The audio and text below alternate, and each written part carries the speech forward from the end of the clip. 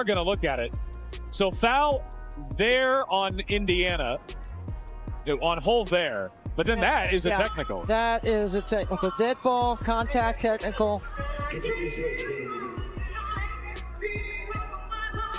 It's a little surprising to see so many of these happen in one game because... Oh, and I don't like the way Lexie Hull... Picture this. You walk into the most important game of your season with half your team in street clothes, your superstar watching helplessly from the bench, and your remaining players held together with athletic tape and pure willpower.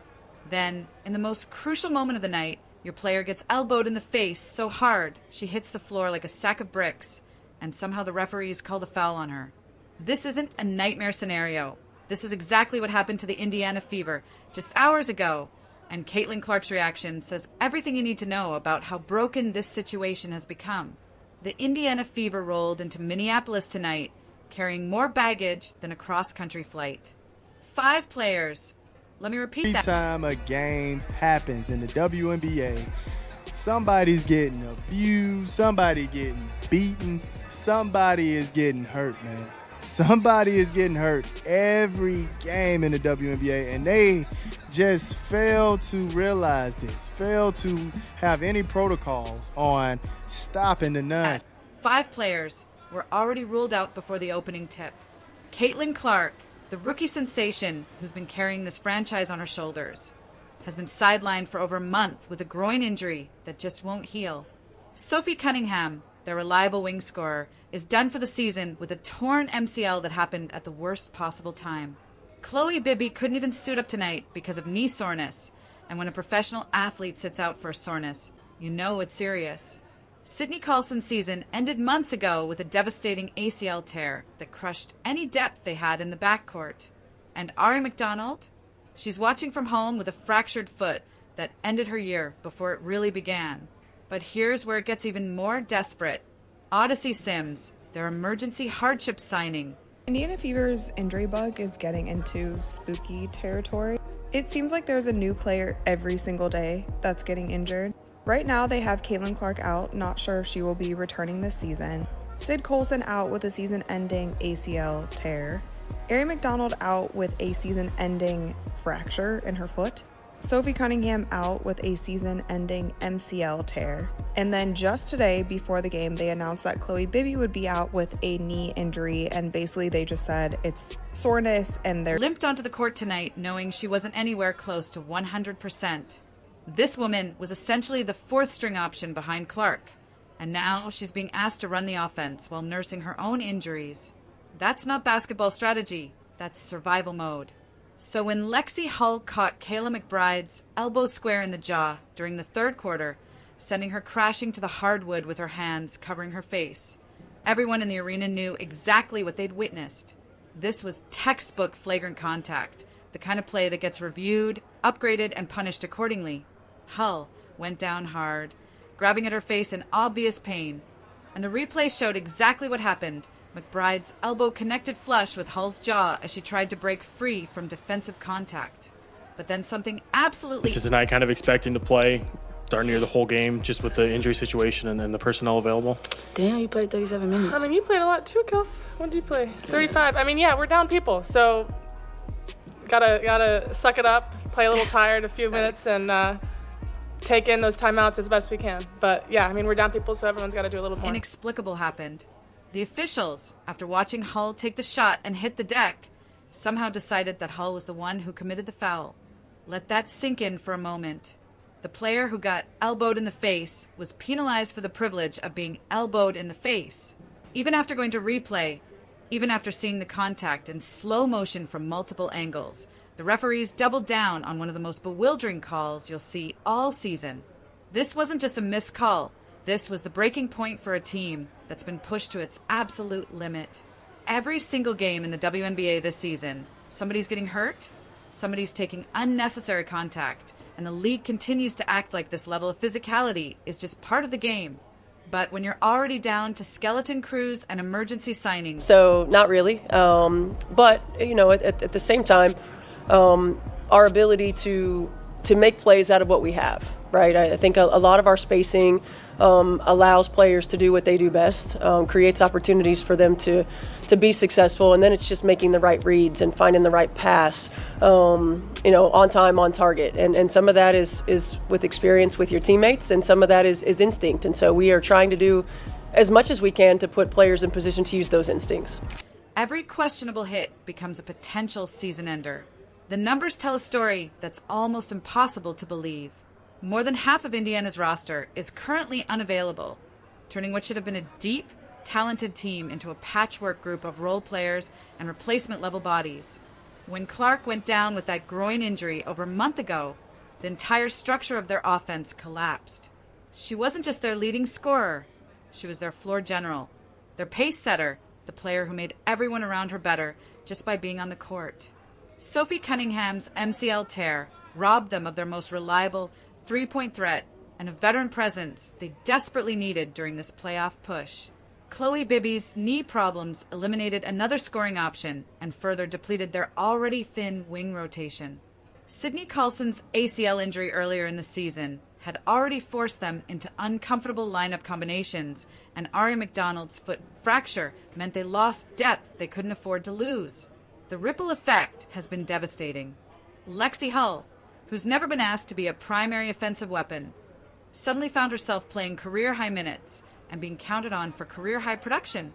2 nights ago, she logged 37 minutes and dropped 23 points, not because she was feeling it, but because there was literally nobody else available to fill that role. That's not sustainable basketball. That's asking players to perform miracles on a nightly basis. The Fever's front office has been scrambling to plug holes with hardship contracts and emergency signings, bringing in players who've barely had time to learn their teammates' names, let alone develop any kind of chemistry. Shea Petty arrived in Indianapolis with her bag still packed, got handed a uniform, and was immediately thrust into meaningful rotation minutes. Ariel Powers found herself playing significant minutes after being signed as an afterthought following Cunningham's injury.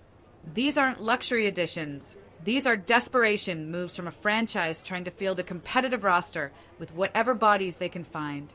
The chemistry issues are glaring. Players are making reads based on instinct rather than practice timing, and opponents are exploiting every miscommunication and hesitation.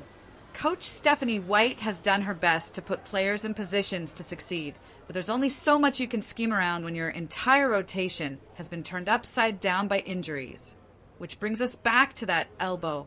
When McBride connected with Hull's face and the officials somehow twisted the situation to penalize Hull instead of the player who delivered the contact, it felt like the final insult to a team that's already endured more than their share of adversity. The arena erupted in confused disbelief. Social media exploded with outrage, and even the most neutral observers couldn't understand how that call got made. This wasn't an isolated incident either. All season long, Fever players have taken hard shots, questionable contact, and physical targeting that seems to go unnoticed by officials. Meanwhile, when Indiana tries to match that physicality or respond with the same level of aggression, the whistles start flying. It's created a perception that the referees are operating with different standards depending on which team is involved, and tonight's elbow incident just reinforced that frustration. But here's what makes this team special. They refuse to use any of this as an excuse.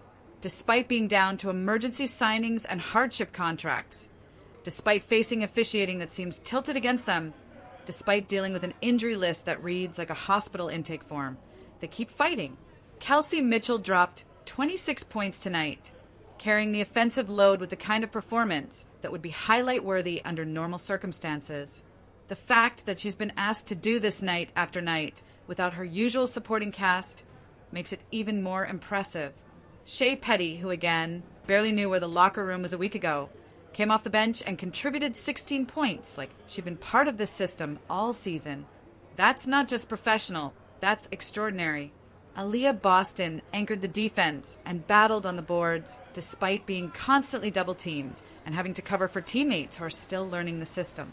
And Hull, after taking that elbow to the face, got back up and kept playing because this team can't afford to lose anybody else. The playoff implications of tonight's loss are staggering. Indiana sits at 19-18 following this defeat. clinging to the 8th seed by just 1 game over the Los Angeles Sparks.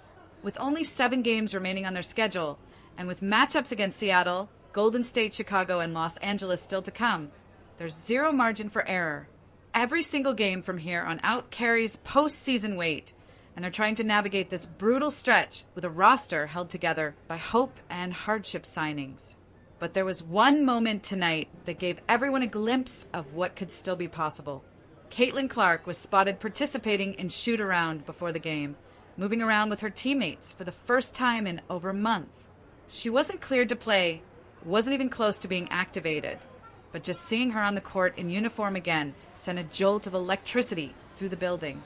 For a team that's been surviving on fumes and determination, having their franchise player back in any capacity felt like a lifeline.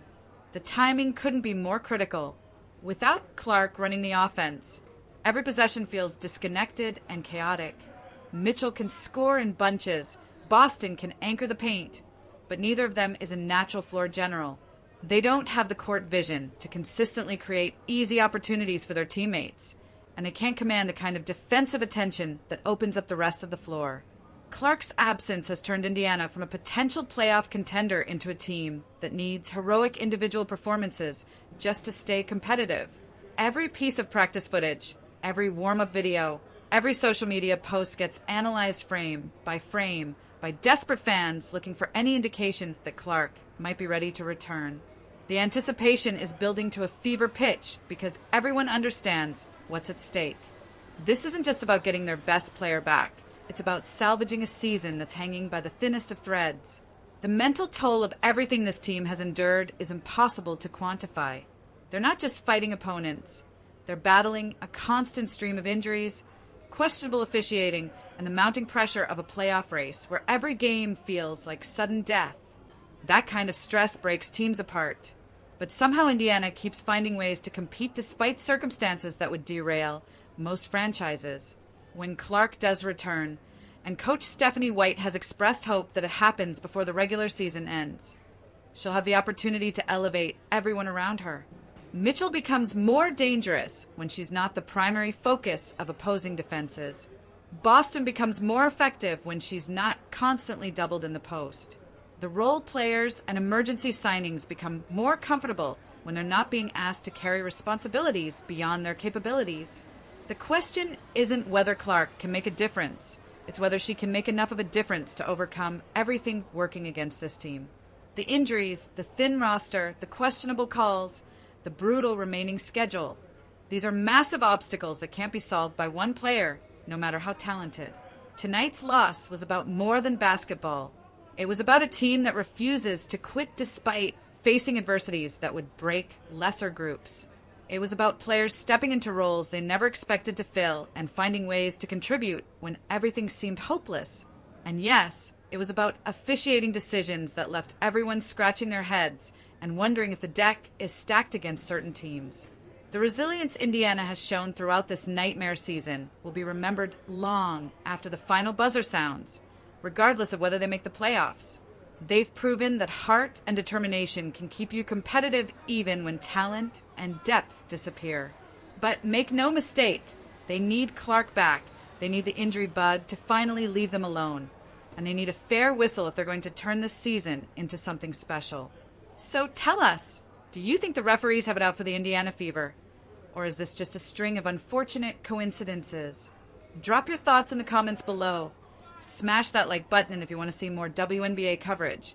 And don't forget to hit subscribe and ring the notification bell so you never miss the latest drama from around the league. The playoff race is heating up, and we'll be here to break down every twist and turn until the final seed is locked up.